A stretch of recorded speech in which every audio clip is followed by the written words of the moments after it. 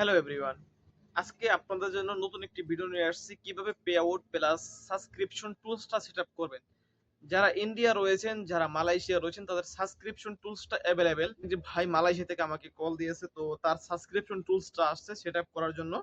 So এর আগেও আমি তার টিন সার্টিফিকেট এবং পে আউট এক্সট্রা সেটআপ এটা আমি নিজেই করে দিয়েছিলাম। তো সেই ক্ষেত্রে সেটআপ করিয়ে দিব এবং চিন্তা করলাম যে একটি ভিডিওর মাধ্যমে আপনাদের কাছে ওইটা শেয়ার করি, যাতে করে আপনারা যেন দেখতে পারেন কিভাবে সেটআপ করা হয় সঠিক নিয়মে। ঠিক আছে? কারণ সঠিক নিয়মটা জানাটা খুবই গুরুত্বপূর্ণ ড্যাশবোর্ডে। তো এইখানে প্রফেশনাল ড্যাশবোর্ডে আসার পর এখানে দেখতে পাচ্ছেন আপনার সাবস্ক্রিপশন টুলসটা আসছে। তো আমরা এখানে চলে যাবো সরাসরি। তো সাবস্ক্রিপশন টুলসে আসার পর আমরা এখানে সেটআপের উপর টাচ করব। ঠিক আছে? সো সেটআপের উপর ক্লিক করার পর দেখতে পাচ্ছেন এরকম একটি অপশন নিয়ে আসবে আমাদের কাছে। তো এইখান থেকে আপনি এড টুলস করে দিবেন। সো এড টুলস যদি এখান থেকে করে দেন, পরবর্তীতে আপনাকে একটু 1 সেকেন্ড 2 সেকেন্ডের জন্য অপেক্ষা করতে হবে। এড টুলস এ যাওয়ার পর এখানে আপনি একটু অপেক্ষা করেন। এখানে একটু কিছুক্ষণ এটাকে লার্ন মোড নিবে, একটু প্রসেস করবে। তো যাই হোক, নেক্সট ইন্টারফেসে চলে আসছে দেখতে পাচ্ছেন। নেক্সট যে ইন্টারফেসে চলে আসছে এইখান থেকে এইখানে আপনার সঠিকভাবে ট্যাক্স ইনফরমেশনটা দিতে হবে কিন্তু। এখানে আপনি দেখতে পাচ্ছেন আপনার সাবস্ক্রিপশন টুলসটা নিয়ে গেছে অটোমেটিক্যালি, এটা ভেরিফাইড টিক চিহ্নের মতো একটা টিক চিহ্ন উঠে নিয়ে গেছে সাবস্ক্রিপশন টুলসটা। এটা সেটআপ হয়ে গেছে আপনার পে আউটের সাথে। কিন্তু এখন মেইন বিষয় হচ্ছে আপনার এখানে পে আউটের দুইটা সেটআপ। আপনারা জানেন যে পে আউটের দুইটা ভেরিফাইড অপশন আছে। একটা হচ্ছে W8 সার্ভিস আর একটা হচ্ছে W8 রয়্যালিটিস। তো এখন আমরা রয়্যালিটিস যেটা আবার এটাকে চালিয়ে যেতে বলবেন, তারপর আপনি এরকম ইন্টারফেসে চলে আসবে। এইখানে আসার পর আপনি খুবই গুরুত্বপূর্ণ এইসব ইনফরমেশন গুলো খুবই গুরুত্বপূর্ণ, সবাই ভালোভাবে দেখবেন। এইখানে আসার পরে আপনি এখান থেকে আপনি প্রত্যেকটা অপশন আপনি নো দিবেন। নো দেওয়ার পর আপনি নেক্সট স্টেপে টাচ করবেন। নেক্সট স্টেপে আসার পরে আপনি কিন্তু এখান থেকে কান্ট্রি অফ সিটিজেনশিপ, আপনি কোন দেশের নাগরিক সেটা আপনাকে জিজ্ঞেস করছে।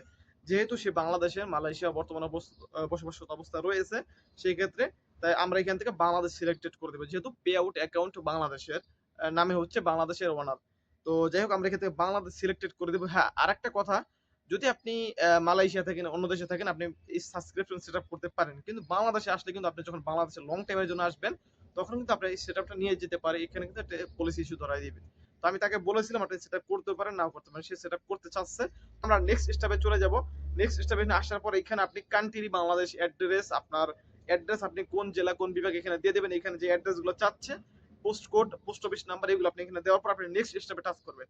নেক্সট স্টেপে টাচ করার পরে আপনি এইখানে দেখতে পাচ্ছেন claim of tax relative benefits. So আপনি কোন দেশের ট্যাক্স ইনফরমেশন এখানে যোগ করতে যাচ্ছেন এটার সাথে, সেই দেশের নাম উল্লেখ করবেন। যেহেতু বাংলাদেশ, আমি বাংলাদেশ এখানে দিয়ে দিলাম। তো বাংলাদেশ, তারপর আমি নেক্সট ইনফরমেশন টাচ করব। নেক্সট দেওয়ার পরে এইখানে সিগনেচারটা খুবই গুরুত্বপূর্ণ। আবার আপনাদেরকে বলে রাখতেছি আপনার সিগনেচারটা কিভাবে দিবেন। অনেকে সিগনেচার নেয় না ভাই, অনেকে প্রশ্ন করেন।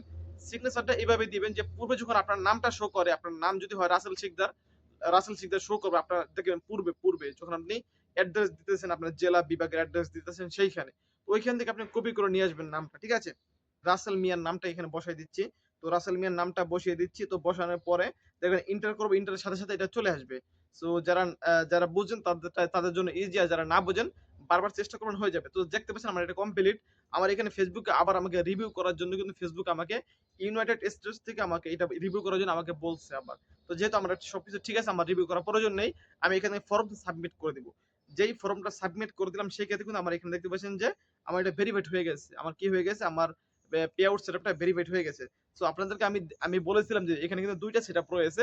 সো সেই সম্পূর্ণ ভিডিওটা আপনাদেরকে দেখাবো। লাস্টে আপনাদেরকে আমি দেখাবো যে এখানে ২ টা সেটআপ। একটা হচ্ছে W8 সার্ভিস, একটা হচ্ছে W8 রয়্যালিটিস। তো আপনাদেরকে আমি দেখাবো, চলুন ভিতরে চলে আসুন। আপনাকে এখানে আমি দেখাচ্ছি। এখানে আপনার ২ টা সেটআপ দেখতে পাচ্ছেন ভেরিফাইড, তাই না? তো এই ২ টা যদি আপনার ভেরিফাইড থাকে, সেটআপ যদি পরিপূর্ণভাবে থাকে, তাহলে কিন্তু আপনার সবকিছু ওকে। তো এখানে দেখতে পাচ্ছেন W8 ফর রয়্যালটিস এবং W8 ফর সার্ভিস। ২ টা সেটআপ ভেরিফাইড। সো এইখানে এই পে আউটটা সঠিকভাবে এবং সম্পূর্ণ সঠিকভাবে সেটআপ করা হয়ে গেছে।